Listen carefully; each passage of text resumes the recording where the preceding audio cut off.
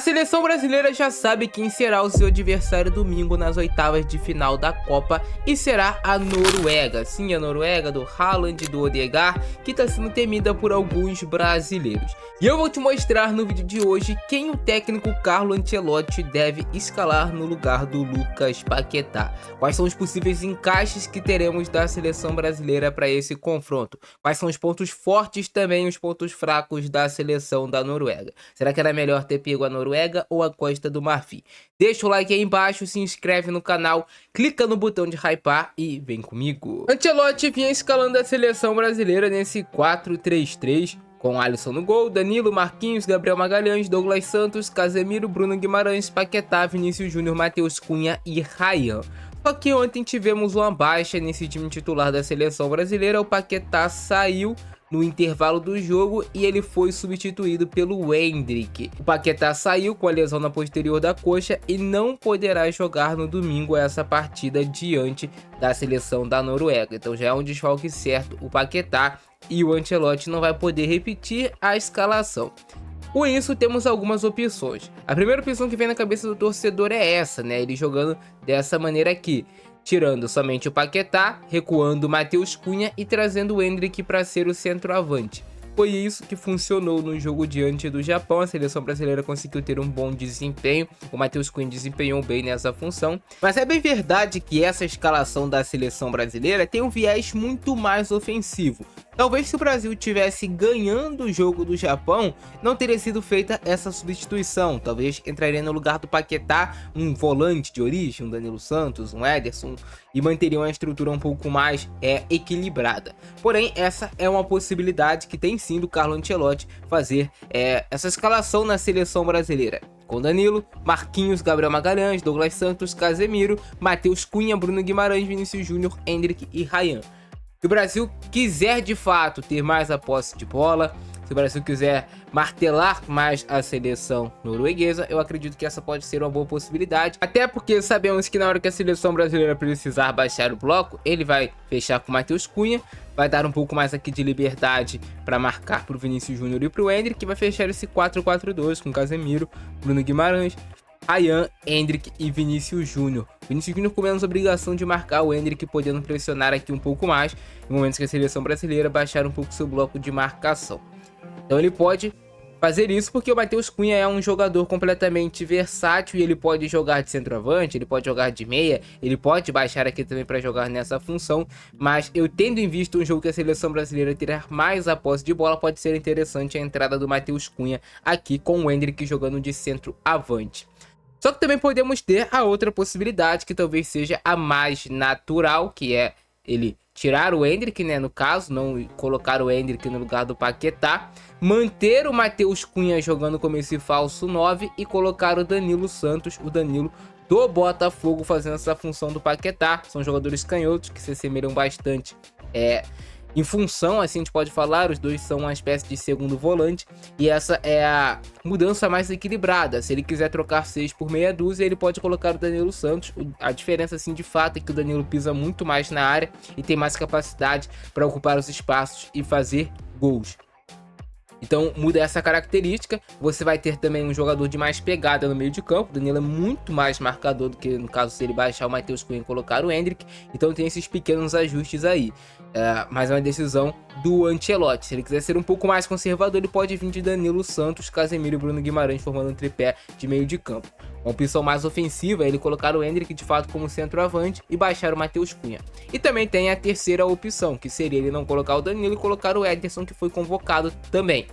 O Ederson é um volante de característica também parecida, similar à do Paquetá, só que o Ederson é mais um volante de condução. O Ederson conduz mais. O Ederson também tem essa característica de pisar na área. Então assim, aí seria mais uma opção de peça do que de fato uma opção mais tática. Se for para uma mudança tática maior, eu acredito que seria dessa maneira aqui, com o Matheus Cunha e com o Endrick indo para o ataque. Talvez essa seja a opção que mais deixe o torcedor brasileiro representado, porque a gente vai pensar, o time vai mais para cima, mas temos que pensar em um jogo como uma estratégia. Mas existem essas possibilidades.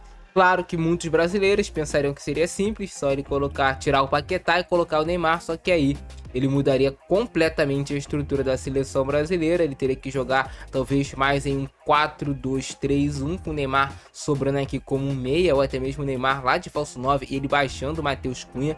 Só que pela condição física do Neymar atual, isso não vai acontecer, eu descarto completamente. Eu acredito que a opção mais viável assim para o Ancelotti manter a estrutura é com o Danilo Santos fazendo esse tripé aqui no meio de campo. A gente sabe que quando o Brasil tem a posse de bola, o Matheus Cunha vem fazer um quarto homem aqui no meio de campo e fica Ryan e Vinícius Júnior em tese sobrando um pouco mais com liberdade, mas muitas vezes ele tem o Vinícius Júnior entrando um pouco mais para dentro, dando essa amplitude aqui com o Douglas Santos, amplitude do outro lado com o Ryan, com o Danilo aqui também apoiando um pouco mais. Eu acho que um ponto positivo que ficou desse jogo do Brasil contra o Japão, o legado que fica desse segundo tempo, é que a seleção brasileira pode ter os seus laterais apoiando um pouco mais, principalmente o Douglas Santos, ajudando aqui mais o Vinícius Júnior com ultrapassagem, entrando por dentro, também fazendo o Vinícius Júnior vir por fora. Eu acho que esse é um legado que fica. Eu acho também que esse jogo do Brasil contra o Japão serviu para dar mais confiança para o Ryan, serviu para dar mais confiança para o Matheus Cunha, para o grupo como um todo. E um jogador extremamente importante, talvez o melhor meio-campista dessa Copa do Mundo, é o Bruno Guimarães, que é da seleção brasileira. O Pedro é muito badalado, vários meio-campistas são muito badalados, e às vezes a gente esquece de valorizar um pouco o nosso, mas o Bruno Guimarães está jogando muito, muito bem. E aí, pegando agora a seleção da Noruega para a gente ter essa análise, depois que uma possível entrada do Danilo, ou uma possível entrada do Endrick com o Matheus Cunha baixando, ou uma possível entrada do Ederson. O que interessa é que o adversário é a Noruega. Eu assisti a Noruega versus Costa do Marfim e, assim, eu acho a seleção da Costa do Marfim mais talentosa, é uma seleção mais ofensiva do que a Noruega, mas no futebol nem sempre o melhor vence. Eu acho que a Costa do Marfim tem uma seleção melhor do que a da Noruega, mas a Noruega tem alguns jogadores que são especiais, e entre esses nomes estão o Haaland e o Odegaard. Esses caras fazem uma diferença muito grande. Além deles também tem uma importância muito grande o Nusa, principalmente nessas puxadas de contra-ataque em velocidade da equipe da Noruega, que basicamente atua nesse 4-3-3. Quando vai fazer essa saída de bola, fica esses 4 jogadores aqui, mais um, e aí o segredo é o Odegaard baixando bastante para receber essa bola lá atrás e fazer ela sair com qualidade lá de trás. E aí o time vai evoluindo como um todo. Interessante também nessa seleção aqui da Noruega para a gente observar um possível confronto aqui do Sorloth contra o Douglas Santos. Sorloth é um centroavante de 1,95 m que joga como um ponta pelo lado direito na seleção da Noruega, porque tem o Haaland jogando como centroavante. Tendo em vista isso, os confrontos físicos, essa bola mais longa que pode ser uma arma também da Noruega para depois vencer a segunda bola e ficar com ela limpa no meio de campo, pode ser que eles vençam, já que vai ter um centroavante muito maior aqui do que o lateral da seleção brasileira. Um ponto positivo é o Sorloth não tem tanta intimidade por baixo com a bola. Um ponto negativo novamente, ele dá muito peso na área nesse segundo pau. E é uma arma da Noruega ter esses cruzamentos para o Sorloth e para o Haaland. Então é de suma importância também que a seleção brasileira marque muito bem os lados do campo para não deixar chegar em situação. Um ponto muito forte dessa Noruega é as bolas paradas. Tanto faltas próximas à área quanto também escanteios. Eles levam muito perigo nesse tipo de jogada. Então devemos ter um confronto muito grande aqui do Haaland também tentando fazer esse pivô contra o Gabriel Magalhães, que já conhece ele lá do Arsenal, contra o Marquinhos, um Sorloth que é um cara muito mais de força do que de habilidade, e aqui um confronto que pode complicar em algum momento para a seleção brasileira são as puxadas do Nusa contra o Danilo.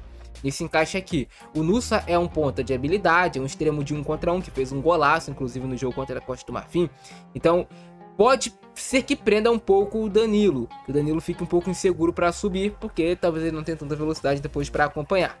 Mas o interessante é, se o Danilo subir e a seleção brasileira tiver a posse de bola, o Nusa é um cara que vai recompor com certeza, mas ele vai acabar prendendo o Nusa para gerar aqui lances de 1 contra 1, do Wolf contra o Ryan, o Vinícius Júnior também pelo outro lado, com o Pederson, e aí que o Brasil pode ganhar o jogo pelos lados do campo também. A seleção da Noruega em muitos momentos pode marcar nesse 4-1-4-1.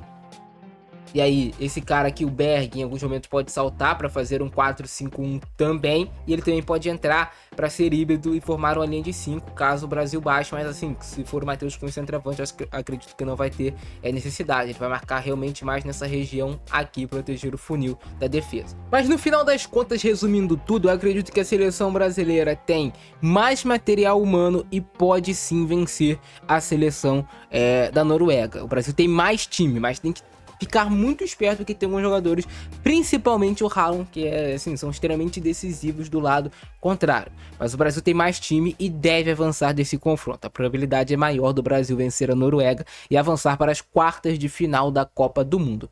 Gostaram do vídeo de hoje? Tem que fazer o que? Explodir o botão do like, se inscrever no canal e comentar aí embaixo. Você iria com Danilo Santos no lugar do Paquetá? Ederson? Você colocaria o Endrick, baixaria um pouco o Matheus Cunha? Essas são as opções que tem o Ancelotti para esse confronto. Beleza? Ficou nessa. Abração do Francesco, é nóis e fui!